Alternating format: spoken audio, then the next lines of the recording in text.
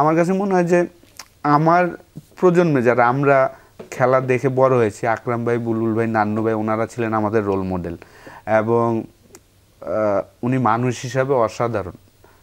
তো সেই জায়গায় ওনার যে আপনি বলতে চান বুলবুল ভাই যে আমাদের সঙ্গে কাজ করছে ক্রিকেট নিয়ে, এটা অনেক সৌভাগ্যের বিষয়। ডেফিনেটলি আমি মনে করি যে দেখেন আমরা সবাই কিন্তু সব জায়গা থেকে আর স্টেবল, আমরা যারা টপ লেভেলে খেলেছি।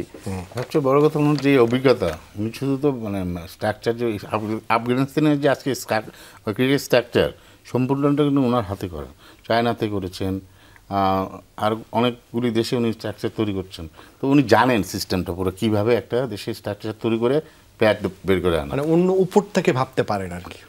এটা নিয়ে উনি কাজ করেছেন। মানে খেলার পরে কিন্তু শেষে কিন্তু ওনার কাজই কীভাবে একটা দেশকে ক্রিকেট স্ট্রাকচার তৈরি করে উন্নত করা যায়। এবং এই জায়গায় যে ক্রিকেটারদের যে মার্কিং নেওয়া, ওনাদের কাছ থেকে কোন জায়গা বেটার করতে হবে, কোন ফ্যাসিলিটিগুলো বাড়াতে হবে, প্রত্যেক ক্রিকেটার কিন্তু তাকে ওপিনিয়ন দিয়েছেন, সেই হিসাবে তার কাজটা করার সুবিধা। অবশ্যই দেখেন এমন না যে হ্যাঁ তামিমের বিষয়ে মানুষ যেটা বলছে যে ও কারেন্ট প্লেয়ার, তাহলে তার জন্য আরো সহজ হবে। আমরাও কিন্তু আপগ্রেড আর কি, আমরাও কিন্তু খেলছি, বুলবুল ভাইও কিন্তু আপগ্রেড। এমন না যে উনি ওই আমলে পড়ে আছেন, উনিও কিন্তু লেভেল 3 কোচিং কোর্স করে মাস্টার হয়ে গিয়েছেন। এখন কিন্তু উনি কোচ করান, তো উনি কিন্তু আপগ্রেড। এবং আমার মনে হয় যে আসলে ইলেকশনটা তো আসলে সহজ না, আমরা যেটা চাবো ওইটাই হবে না। ইলেকশন বিষয়টাই ডিফারেন্ট। বুলবুল ভাই স্ট্রেট বলেছেন, হেরে গেলে কি হবে, চলে যাব, ঠিক না?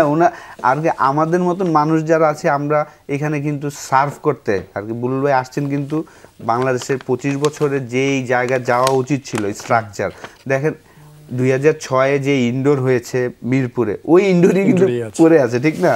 কোনো চেঞ্জ হয়নি। হ্যাঁ, সুজন ভাই কিন্তু রিসেন্টলি দেখছি যে বলছেন যে বুলবুল ভাই এসে কি করেছেন। 15 বছরে কিন্তু সুজন ভাইরা কোনো কিছুই করতে পারে নাই। 4 মাসে এসে তো আমার সাথে, যেহেতু ওনার সাথে রেগুলার কথা হয়, আমিও কিন্তু বললাম যে আপনি 4 তারিখের আগে ঘোষণা দেন যে 10টা ইনডোর করব, ঠিক না? তো উনি তো অলরেডি রংপুরে কিন্তু ওইখানে আপনার অলরেডি পারমিশন দেওয়া হয়ে গেছে যে রংপুর স্টেডিয়ামটা ইনডোর ফ্যাসিলিটিস বলেন, প্র্যাকটিস ফ্যাসিলিটিস সব কিছু হবে।